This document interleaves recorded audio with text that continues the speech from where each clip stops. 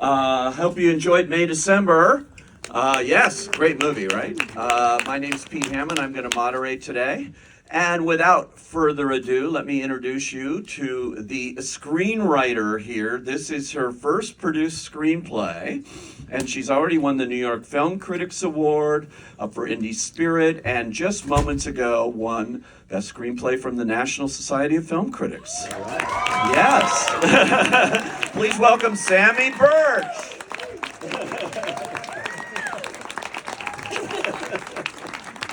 All right, congratulations, Samy. And she is no stranger to awards herself, nominated for a Golden Globe Critics' Choice Award, and more to come, and of course an Oscar winner, Emmy winner, and so many other things. Please welcome Julianne Moore.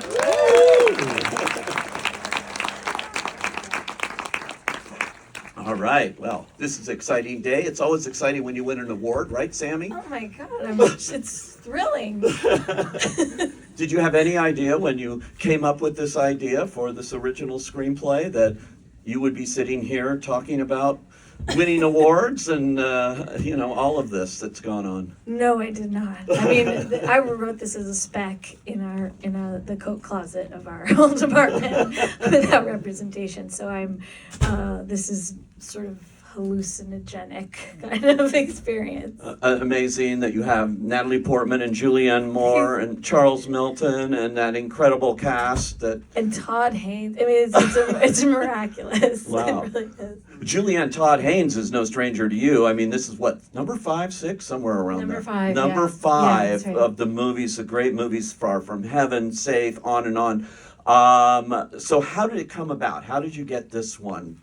Well, I think that actually Jessica Elbaum, who was one of our producers, first sent the script to Natalie, and Natalie read it and thought of Todd for it immediately and sent it to Todd. And then Todd, because there was this other part opposite Natalie, was like, I think maybe Julie could do this. And then he emailed me saying that he wanted to slip me the script because he didn't want to go back to Natalie and say, I think Julie would do this until I read it. And I read it and was blown away by it.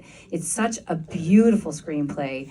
And when I finally met Samy, the first thing I said to her was how much it held, how surprising it was to me, because it's very, it's very finely written and very spare in terms of its dialogue, and it reads like the way people speak, So, but when you get into it, it's very muscular. It holds all this feeling and all this possibility and all this tension. It was just tremendous. So I was thrilled that it kind of made its kind of circuitous way all the way back to me. It's such a fascinating role for an actor to play, because you're playing a supposedly real person in the story, but you're an actor playing that opposite an actress who's playing an actor playing the real person. That's right. Exactly. So because I was playing a home baker, I went and met a home baker who bakes at home and sells out of the place, so that I could learn how to make it, so that Natalie could watch me make it, so she could play me in another movie. So yeah, it was like that. Yeah. That's wild. But that's very generous too of you, because I know you came up with certain things. The lisp, for instance, that the character has was for Natalie, basically, so she would have something to imitate, right? Yeah, I think that, as you're working on, I would say film is a collective. We all need each other, and we all have to work together to tell this story. And in this story, Natalie comes in and begins to imitate me very quickly. And if somebody is imitating you in something, you need to do something that they're able to copy. You need to give them something. And Todd and I talked about that. What would it be? What would Gracie's physicality be, so that Natalie could gradually adapt it? And then I kind of hit upon this idea when I was, Gracie has this childlike quality of what, how would that manifest in her physically, and started messing around with this idea of a vocal choice. And I talked to Todd about that. He was like, we were both hesitant, because it's always you're like, oh, big swing, here we go. But it seemed to be something that we thought could work. And it's what Natalie does is so beautiful too, because the way she manages as an actor to give, as an actor and as a character, to make Gracie feel good about the way she's, Gracie wants to be seen. And Natalie is kind of Elizabeth is able to give that to Gracie. So by the end, like at that graduation brunch where Natalie's kind of almost full on inhabiting Gracie, like as a character and as an actor, like I'm aware of it, but it doesn't feel like she's being made fun of. It feels like she's being bolstered. It's kind of what Natalie does is really spectacular, I think. She's amazing. The two of you have never worked together before. No. Yeah, and that's, kind of surprising to me in a weird way. We met each other a few times, like socially, and I'd always admired her tremendously, and she just really superseded all of my expectations. She's just a wonderful, really, really wonderful actor and a great partner. You talked about baking and going and doing that, and then you have this emotional breakdown while you're there in the bakery, and I've done that too, only because it just failed miserably, and whatever I was doing, but you have it for a different reason. It's a subtext going on there, which I thought was it's full. This movie's full of that, but it's so good. Well, I think this is what's beautiful about the construction of the screenplay. Actually, is that what you have with somebody like Gracie is someone who has committed this great transgression, has really done something that's pretty, in my estimation, damaging and horrific, right? But she, in order to kind of live with that choice, she has to cast this child as a man, and she makes herself a child. And then the life that she's living, this kind of American dream, this great love story, there's this huge distance between this transgression and what she's projecting. And in between all of this is this incredible amount of emotion and volatility and pain and shame. And so that's always there. Every single day that Gracie is acting like everything is fine, the reality of that is underneath it. And so I think as Elizabeth kind of comes in and starts to examine her life and pull it apart, you see in Gracie's private moments that she's a mess. And these characters are so three-dimensional and fascinating to see where they go. That's the best kind of thing. But you only had like the 23 days to make this happen. Yeah, it's really fast. And I think that the choices that we made, we had to be made quickly and collectively so that we could all kind of work together in that period of time to build a story. And that's due to Todd too. Todd is a genius, and he's somebody who does so much of the work for you with the way that he frames you, with his point of view, with how he tells a story about these people and these beautifully kind of sustained wide shots where they're kind of going in and out of this normal family life, and then framed by this extraordinary score that comes in to say to the audience, hey, something's not right here. That dun-dun, which is interesting if you know film history and things. There's a movie called The Go-Between. Michel Legrand wrote the score for The Go-Between several decades ago. Todd had heard it and couldn't get out of his mind, so he sort of used it when he was doing the film, and then he got the rights and they adapted that score. So that is the same score from that movie, which is so perfect. I mean, Samy, it's just like you couldn't come up with a better kind of musical kind of thing to go with it. Oh my God, no, it really puts you on edge, and the way it kind of affects how you're reading the scenes, and sometimes I think it leads into some humor, but sometimes there's this incredible tension and discomfort that it adds to. I think it's very bold. You developed this screenplay with your now husband, right? Yes. With the story, and of course you wrote the screenplay. So what was going through your head? What was your process when you were writing this? What were you trying to say with this? Well, it was really, it came very quickly. I mean, we outlined it on our living room wall of our old apartment with cards, and then just left it up there for a while behind the couch. But we, I wanted to look at tabloid culture of the 90s. It's really what I grew up in. This sort of was in the water and the air, and how it's slowly become this true crime moment that we're in right now of literal retellings, almost to, I mean, you can see right now. I mean, there are things, it's getting very blurry. There are things that are happening that are still happening. Trials aren't even over, and there's already miniseries about them. And then, but this celebrity, this notoriety, celebrity, novelty criminals are still being paraded around, and I just think that's interesting. I think there was definitely, it felt very rich, but not not something that I felt I wanted to spoon feed anybody and anything. It was more questions that I thought were interesting, that we both thought were interesting, and always through character, you know. I think there's just an emotional connection I felt. So how did you, I love the term original screenplay because so many of them aren't, but this one is, that you're really just working from scratch here and coming up with these characters. For instance, how did you come up with Gracie? You know, what was the idea there? Well, I mean, there you know, obviously inspirations in culture that we all know that are sort of archetypical and soaked into the earth, but I really started, you know, from a place of, okay, alternate reality, how does this make sense to me? And with Gracie, I mean, one of the things that really made sense was this idea of her hyperfemininity, and how does that happen? You know, the one of the thoughts early on was, well, maybe this is someone that's been surrounded by a lot of strong men, almost like guards and a little queen or like a little princess with all the guards around her, you know, like that gets suppressed and something gets protected. And I think even the scene when which is so beautifully acted and shot in the makeup scene, you know, where we learn about their mothers, the difference of these two women and their mothers, and what we kind of glean from how that then lets you go into the world, you know, how I think things like that, little details of history. I always like to write character biographies before writing the first draft that no one has seen. Like, not even Julie? No. No. But just for me, so that the characters feel whole, you know. Oh, that's interesting. Do you do that as an actor too? Sort of create a backstory, or?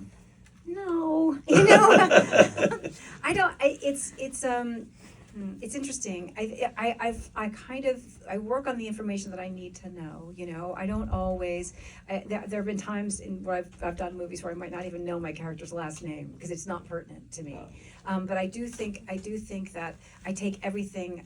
I look at a screenplay really, really carefully. You know, that's my document. That's where I start, and I look at what the character says, and I look at what her actions are, and I think about what created those circumstances.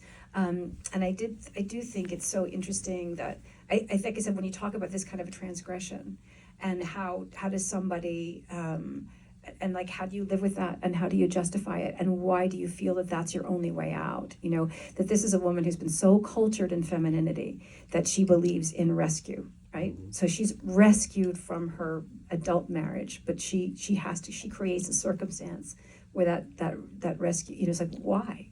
That she feels that's the choice that she has to make, that she can't get out of there without a love story, without a grand gesture, without a knight. So that's something that was created by the culture that she was raised in, clearly, and that she lives in. And that was also very evident in Samy's script. You know, so you look at that, and you look at her references to her brothers and what she believes in, and to Americana and the way you're supposed to live, and even that final line when she says after the argument with Charles, it's graduation. You know, it's a line that's about like this is a sacred event. Yeah. This is a sacred American event. You know, we start at a picnic, you know, on Memorial Day, right, with American flags, and you know, so you see these kind of markers through the script of what. This is the iconography of Gracie's life. This is what she believes in, and so to see, so that's kind of where I have to find all of those signals, you know, in a script. Wow, that's fascinating. You mentioned Charles, who's wonderful in this. Wonderful. He too won a National Society of Film Critics Award today, and And people had known him from Riverdale, but I didn't know him as this level of actor here. What was it like working with him? It was wonderful, and honestly, the minute that I read with him, Todd asked me to read with a few of the final candidates, and he was my choice from the minute he walked in. I mean, I really felt that he had something ineffable about him that was the character. He was incredibly he was so incredibly receptive to my Gracie, this idea of like listening to her, absorbing her, being there for her, and somehow being almost absent himself. You know, it's that he'd sort of sacrificed his own self for this woman. He was there to caretake her in that way. And also he has a gentleness and a sweetness and a kindness about him as this character and as a person, I think, too, that really was extraordinary. And he made that, you know, he makes that journey so palpable for everyone in, you know, watching this film, of someone who's sort of unconscious of the choice that's been kind of foisted upon him, and then gradually realizes, you know, where he is in his life. And I think he just embodies it beautifully. Yeah. That character is really amazing too. I mean, very complex, and this all deals with identity, themes of identity in such a fascinating way, Samy. Thank you. Yeah, Charles is so beautiful and nuanced performance in the film, and you know, I think a lot of it has to do also with denial, and the different ways. Some of the denial is willful. I think Gracie's denial is willful, and I think Joe's denial is protective. But they're both really tall walls, you know, and certainly Elizabeth has a lot going on too. I'll say. Yeah. But yes, this idea of performance, identity, of notoriety, of how fame can infect the soul, I guess, especially this kind of Yeah, and also I think who gets to tell the story? You know, this is very much like when Elizabeth comes in and she's like, I'm going to tell this story and I'm going to figure out what the truth is. But what's Elizabeth's truth? What's Gracie's truth? You know, what's Joe's truth? And I think, and it certainly is, the character of Gracie too is so determined to tell the story the way she wants it told, that she does what, you know, we're all kind of warned about in psychology, which is gaslighting. Mm-hmm. You know, what if you feel that something is inherently wrong, but the world and everyone's telling you that it is not?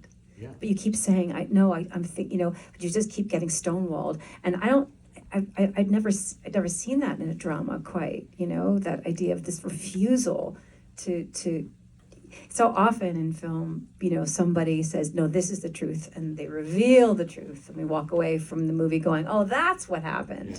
But in this, you know, no one, it's not allowed. Todd doesn't allow it. He leaves the audience with all of these questions. Yeah, and that's one of the reasons I so love this movie too, because it's so pertinent to now, because we are living in a society where we are constantly being gaslighted. I don't have to mention names, but you know what's going on every day, and you're being told this over and over and over again, and so the lie becomes the truth. And that's fascinating, the line we're walking here in this world. Did you know you had just landed on that zeitgeist?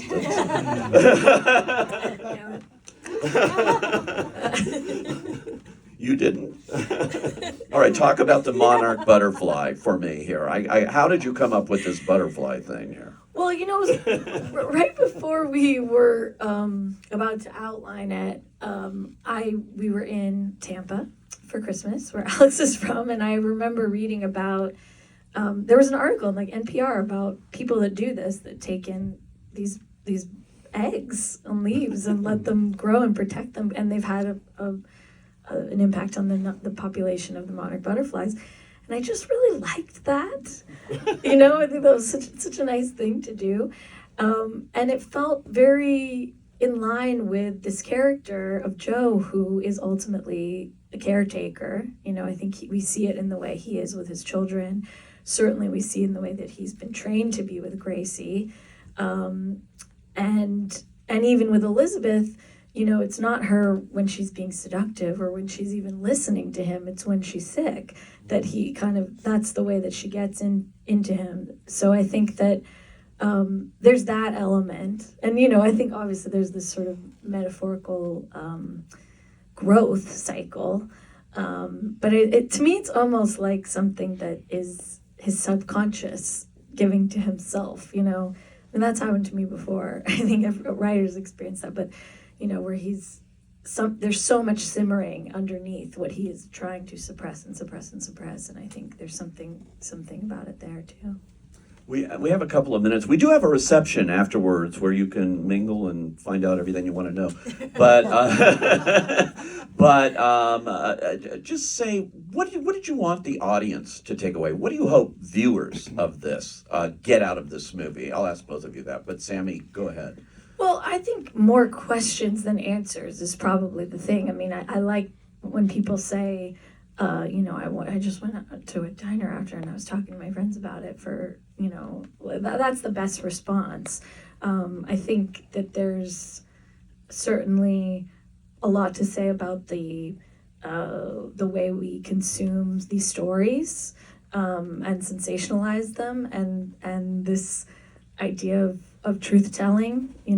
I think that's all part of it, but I think just having an emotional response, especially to Joe, I think is a great, I would definitely hope for that, for sure.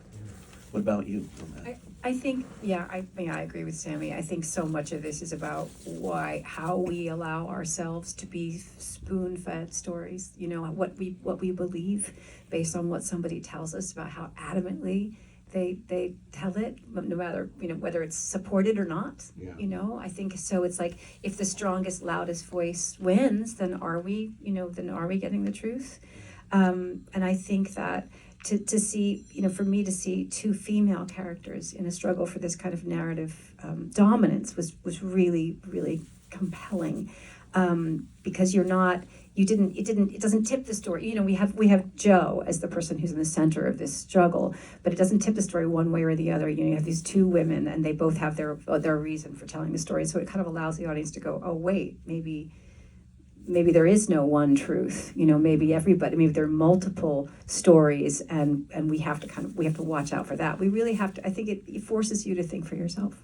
In the movie business, we used to see these movies that were designed for two great female stars. And you saw it always with Bette Davis. And I just watched Old Acquaintance, Bette Davis, Miriam Hopkins and things. And it's also just two distinct points of view. Two women. This industry, when did they get afraid to do that? There are very few scripts like this that have these kind of roles for, two Oscar-winning stars. It doesn't happen. It was female. very exciting to receive the screenplay, because it's true, when you see two women in a script these days, often it's a familial relationship or it's a love story, and so this idea of these people having their own narrative and their own power struggle. I think it was very exciting for both me and Natalie. So cool. Well, join us at the reception afterwards, and let's thank Julianne Moore and Samy Burch.